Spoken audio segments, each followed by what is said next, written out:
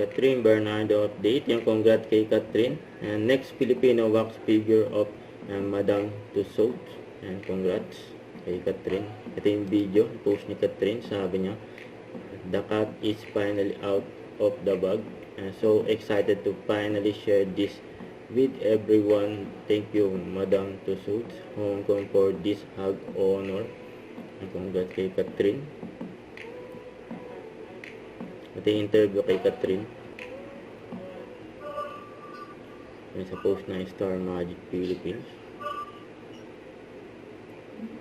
It is truly an honor, and I'm just very, very grateful. I got to experience all the whole process, kung paano po ginagawa yung isang wax figure. Grabe, kakaiba siya experience, and nakakatuwa kasi parang it's gonna bring, pride again sa atin, mga Pilipino, to bring our Filipino flag dun sa Madame Tussauds na attraction. Siguro pag makita ko na yung wax figure in person, dun pa lang talaga siyang magsisink in sa akin na, wow, I have a wax figure.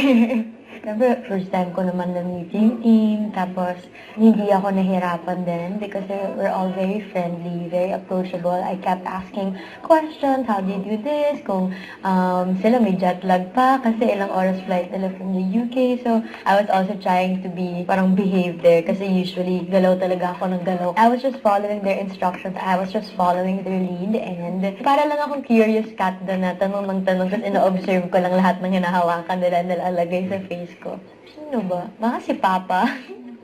Hindi din nila actually alam ata kung di sinabi ni Mama. Hindi nila alam na magkakaroon ako ng wax figure. So, pag makita ng Papa ko, baka magulat siya. Sino ang anak niya? Sana magiging proud siya. Kasi they see me there as the figure, but syempre isa naman sila talaga sa tumulong sa akin to make that possible. Now, it means so much to me because one, it inspires me, to do more. Kasi pag nakita mo yun, parang magpa-flashback sa akin yung journey na napagdaanan mo yung ilang years na yun when I started when I was 6 and now I'm 29, and then nangyari to, yung proseso na pinagdaanan mo to deserve that, wax figure, na very humbling siya. Tapos, full circle moment din siya for me because I used to line up there, buy ticket. Parang when I was a kid, I just want to go there and meet my idol and I want to experience Madame Tussauds. But now, you get to be part of it.